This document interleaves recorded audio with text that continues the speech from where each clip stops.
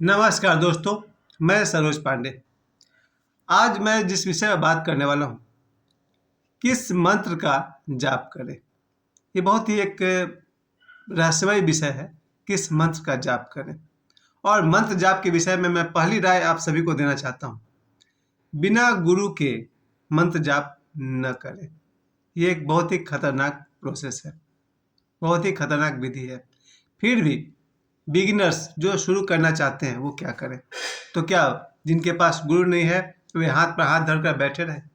आज मैं इस विषय को जरूर शुरू करना चाहता हूँ कि मंत्र जाप, कौन सा मंत्र का जाप करें और किस तरह से करें।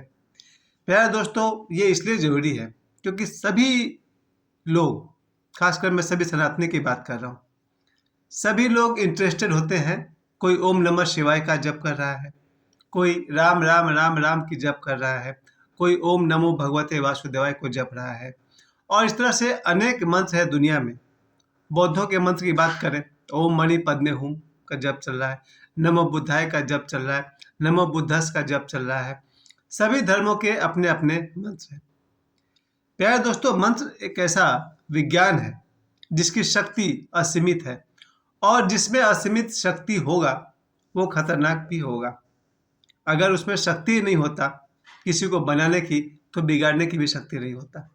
लेकिन आज मंत्र के विषय में मैं बोलना इसलिए जरूरी समझता हूँ क्योंकि 1997 में, आज से 26 वर्ष पहले, जब मैंने ओशो से दीक्षा लिया, तो हम लोगों ने ओशो के पास बहुत सारे मंत्र सीखे।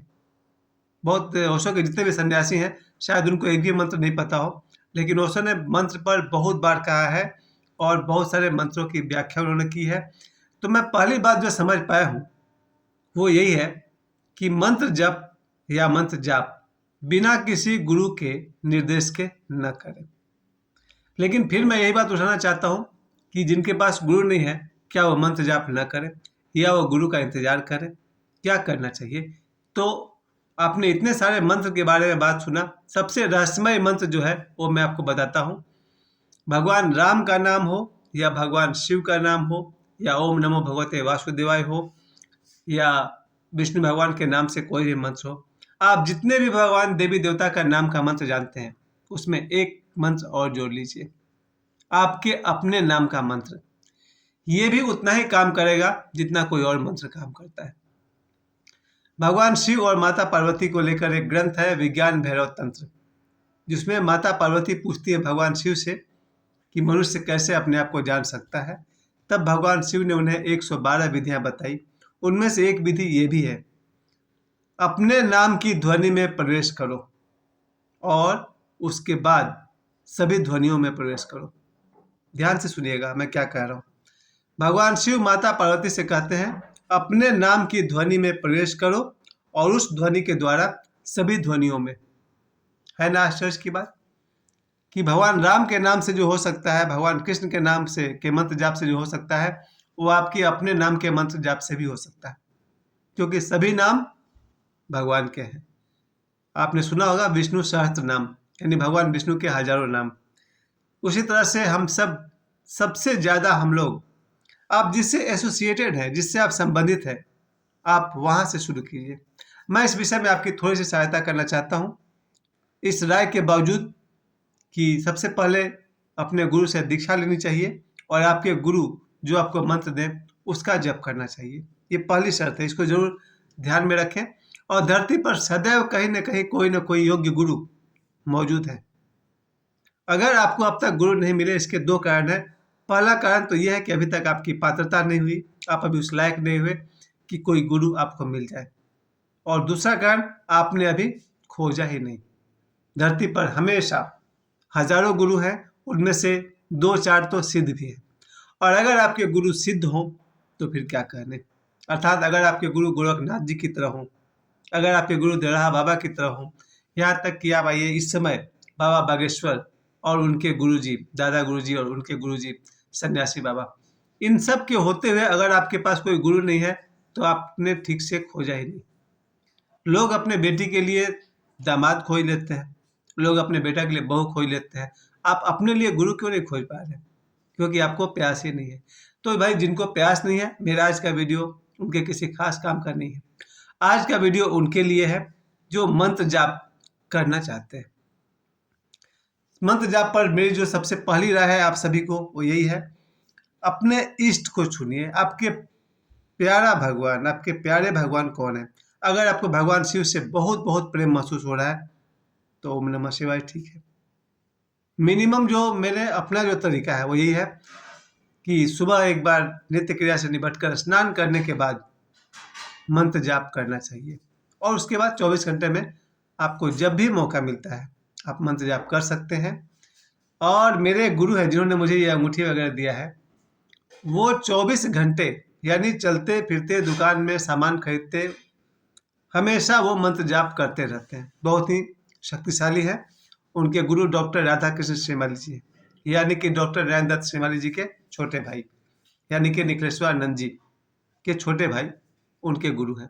तो जो मेरे गुरु जी हुए जिन्होंने मुझे ये अंगूठियाँ दी है, वे चलते फिरते राह में भी मंत्र जाप करते हैं, यानी कि मंत्र जाप कभी भी कर सकते हैं। आप इनको देखिए, श्री राम भद्राचार्य जी 2 लाख बार राम नाम मंत्र का जाप करते हैं, यानी कि चलते फिरते भी मंत्र जाप किया जा सकता है। तो मंत्र जाप पर जो मेरी पहली सलाह है वो यही है आप सभी को, कि अपने इष्ट को, जो भगवान आपको बहुत प्रिय लगता है, अगर आपको शिव जी प्रिय लगते हैं, ओम नमः शिवाय, आप ओम नमः शिवाय का जाप जितनी बार कर सकते हैं। कुछ भी काम करते हुए मंत्र जाप किया जा सकता है, और फुर्सत में एकांत में पालथी मारकर बैठकर आंख मूंद करके मंत्र जाप करना तो अति श्रेष्ठ है। इसके अलावा भी कभी भी मंत्र जाप किया जा सकता है।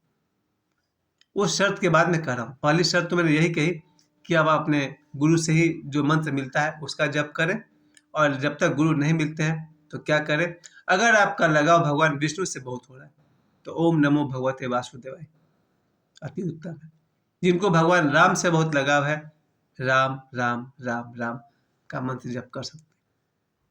मंत्र जप के 3 तरीके जो बताए गए हैं, उसमें पहला तरीका है मुंह से बोलकर मंत्र जाप करना, यानी कि मुंह से बोलना ओम नमः शिवाय, ये एक तरीका है। दूसरा है मन में मंत्र जाप करना, बाहर आवाज नहीं निकलेगा, आप मन में ओम नमः शिवाय कर रहे हैं। और तीसरा है अंतरात्मा से उस आवाज को सुनना, यानी कि अब मुंह भी नहीं बोल रहा, मन भी नहीं बोल रहा, अब आप सुन रहे हैं उस मंत्र को। और ये तभी संभव है जब पहले आप 10 मिनट तक मुंह से बोल लेते हैं, फिर 10 मिनट मन से बोलते हैं, तब अंतिम 10 मिनट आप आंख बंद कर सुनिए, वो मंत्र चल रहा होगा। तो उतनी गहराई में समय आने पर आप चले जाएंगे। वापस मैं फिर से बात पर लौटता हूँ कि मंत्र जाप बहुत ही पुरानी विधि है। आपने देखा होगा धारावाहिक में, सीरियल्स में, फिल्म में, हनुमान जी को ही मंत्र जाप करते दिखाया था। भगवान राम भी करते हैं, वो शिव जी की आराधना करते हैं। भगवान शिव राम जी की आराधना करते हैं। माता काली को आपने देखा होगा मंत्र जाप करते हुए ओम नमः शिवाय। माँ पार्वती को आपने देखा होगा। मंत्र जाप एक बहुत ही पुरानी पद्धति है। इसमें अंतिम जो रूप से जो मुझे एक बात अच्छी लगती है कि जिसका कोई नहीं उसका ईश्वर तो है। अल्टीमेटली ईश्वर तो आपके गुरु है ही। आप कोई भी साधना करते हैं, अगर आप निर्भय होकर करना चाहते हैं तो उसके लिए आपका गुरु आपके साथ होना चाहिए। और अगर आपके गुरु सिद्ध हो तो अति उत्तम, और अगर आपके गुरु सिद्ध नहीं भी हो तो भी चलेगा। आपके गुरु जो मंत्र दें उसका जप करना चाहिए। और फाइनली जब देखते हैं कि मेरा कोई आज गुरु नहीं है मेरे जीवन में, आप अगर हनुमान जी को ही अपना गुरु मान लेते हैं हृदय से, तो वो आपके गुरु हो गए। मान लेना बहुत बड़ी बात होती है। अगर कोई हनुमान जी को ही अपना गुरु मान लेते हैं तो उनके लिए हनुमान जी गुरु है। ऐसी संत परंपरा है, ईश्वर परंपरा है। अगर कोई भगवान राम को ही अपना गुरु मान लेते हैं तो भगवान राम उनके गुरु है। उसी तरह से आप जिस किसी को भी, अंततः ईश्वर तो सबके हैं। आपकी श्रद्धा सबसे बड़ी चीज है। अगर आप श्रद्धा पूर्वक किसी भी मंत्र का जप करते हैं तो उसका फल सुनिश्चित है। क्या है मंत्र जाप का फल? अगर मैं वो कहूं तो उससे आपको लोभ पकड़ सकता है। मंत्र जाप का फल अनंत है, जिसमें से पहला फल है आपके मन की जो चंचलता है वो कम होती है, एक बिंदु पर आती है, एकाग्रता बढ़ती है, कंसंट्रेशन बढ़ता है। जो आदमी मंत्र नहीं जपता है उसका मंत्र 10 दिशाओं में भटकता है, उसकी शक्ति 10 दिशाओं में नष्ट होती है। लेकिन जो मंत्र जप करते हैं उनकी शक्ति एक दिशा में प्रवाहित होती है।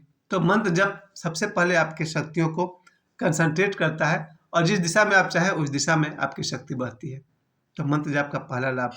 और अंतिम लाभ भी यही कि मंत्र जाप से भी गहरे ध्यान में प्रवेश करने में आपको सहायता मिलती है। यानी मोक्ष के द्वार तक ले जाता है मंत्र जाप। मंत्र जाप के बाद ध्यान और ध्यान के बाद मोक्ष। प्यारे मित्रों, इस विषय पर मैं बोलने का कोई ऑथराइज पर्सन नहीं हूँ, अधिकृत पर्सन नहीं हूँ, मुझे कोई अधिकार नहीं है, क्योंकि मैं गुरु नहीं हूँ, सिर्फ शिष्य हूँ।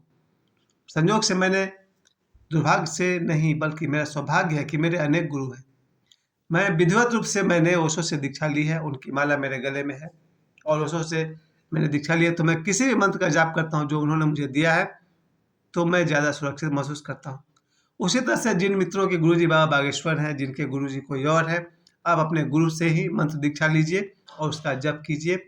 और अगर आपका अभी कोई गुरु नहीं है तो अपने नाम को भी मंत्र के तौर उपयोग कर सकते हैं। माता पार्वती और शिव संवाद में ये बात आती है, अपने नाम की ध्वनि में प्रवेश करो और उस ध्वनि के द्वारा सभी ध्वनियों में, यानी राम राम राम जप के जो हो जाएगा वही आप अपने नाम में भी का जप करेंगे तो ही हो जाएगा, क्योंकि आप अपने नाम से बहुत ज़्यादा परिचित हैं।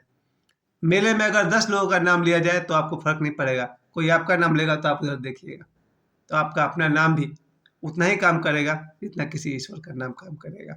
मंत्र जाप पर मैं जो कुछ भी आपकी सहायता कर सका वो मैं कर रहा हूँ।